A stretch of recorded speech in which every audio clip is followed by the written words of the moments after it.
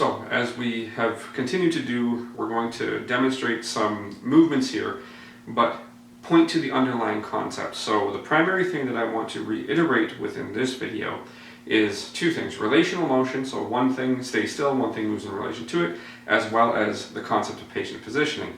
The primary one that I want to focus on here with respect to patient positioning is the anatomy is exposed, free to move in the plane is required, and preferably visible. Now, in each one of these situations, the anatomy may not be visible necessarily, and we'll point to that. But essentially the movement that we're going to do is we're going to create rotation of the torso. So the shoulders and the hips are going to move in relation to one another. Now, in a seated position, the patient's hips are relatively still, so the table takes care of that part. Now, as the practitioner, what I have to do, we're going to have you cross your arms, so give yourself a hug. Okay, so I need handles, right? Let your arms down.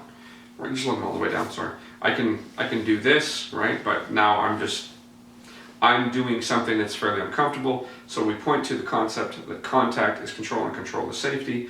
So the idea of the patient crossing their arms, cross your arms, right, is that I get a handle, right? Now the second that I have to reach around, I essentially have to put my torso on the patient, so the space between us is unstable, and what do we do is essentially we create contact to minimize that, right? So the fact that I have to reach over, right, creates the contact. Now I can just walk and create the rotation. So if you look at it, shoulder, hip, they move in relation to one another. Now I can make up whatever story I want from this point, let your arms down, and say I'm treating the QL, I'm treating the lat, I'm treating the vertebral column, I'm treating the ribs, I'm treating the kidney, I'm treating the abdomen. Basically anything between here and here I can make a claim to treat. That is besides the point. That is not necessarily the aim here. Now what we're going to do is we're going to have you lay on your side facing towards the camera. Actually, lift your head. There you go. So what I'm going to do is keep the patient here. I'm going to show you again that we can create the rotation. You wouldn't commonly see many practitioners work from behind the patient to create a rotation, but it's completely doable. So essentially what I do is I can use my hand on some level to stabilize the pelvis, and I can use physical contact. I can use essentially my abdomen and my thigh, but you'll see I turn a little bit. So it's essentially just the region of my PSIS and my thigh, just so that we don't make it particularly uncomfortable, right? Then I can essentially go here, and I can bring the shoulder behind the hip. Right now I can essentially be hands off here because I've got good contact down below, I'm controlling the pelvis, but I can create the same thing, right? There's varying ways to do this to control the arm. I can use my down table hand, palpate the vertebral column with my up table hand, right? So I can put that on the vertebrae, but I can create the rotation that I want. Again, I can make the claim that I'm treating the vertebral column, that I'm treating the ribs, that I'm treating the liver, that I'm treating the stomach, that I'm treating the kidneys. It doesn't matter.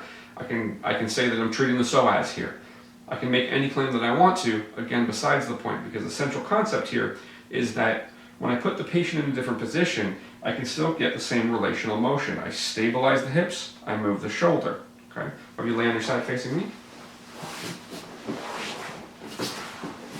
So, relational motion, one thing moves, one thing stays still, one thing moves in relation to it. Slide your hips forward, all right? Contact is control, control is safety.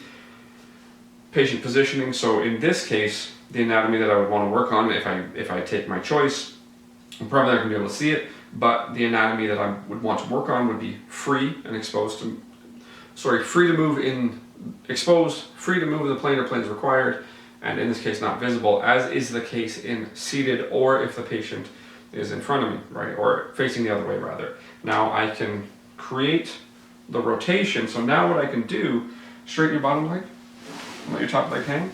So you see how I've got lots of contact with the patient's thigh, right? So I can control. I can create the rotation. I can stabilize the shoulder and rotate by letting the leg hang off.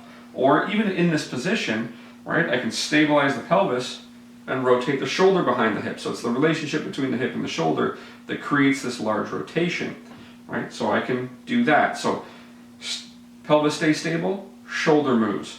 Shoulder stays stable, pelvis moves. Same thing from either direction. Have you lay on your back? Right.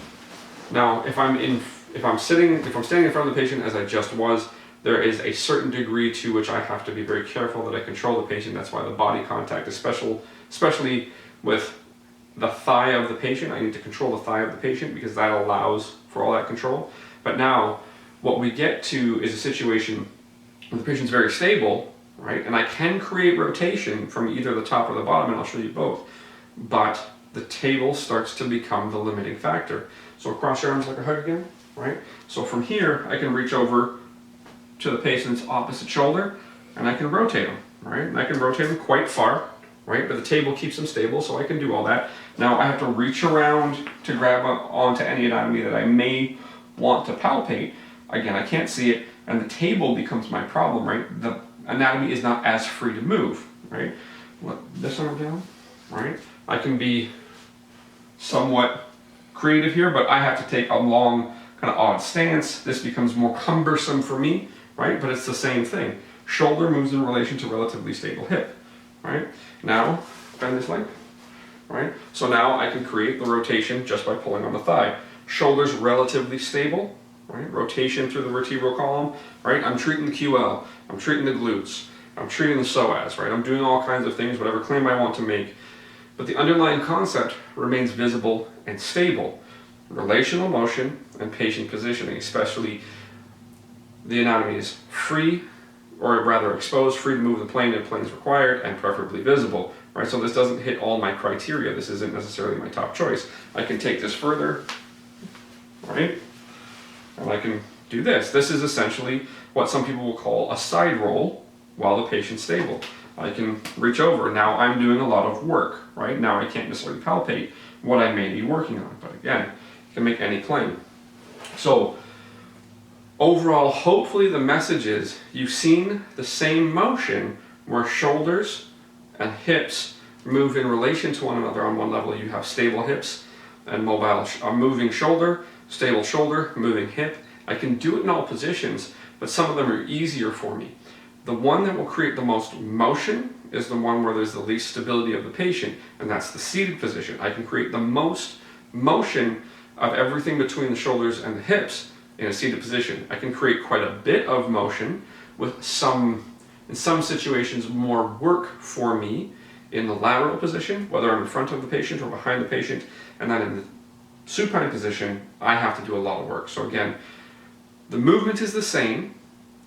You may conceptually see it as different, but if you classify this based on what stays still and what moves, then this makes more sense. If you classify this as far as the position that you would choose to do it in, based on our classification or our hierarchy of patient positions, you can also understand this better. So this is just the attempt to further explicitly identify how you would wield these concepts of patient positioning, of contact as control, and of relational motion.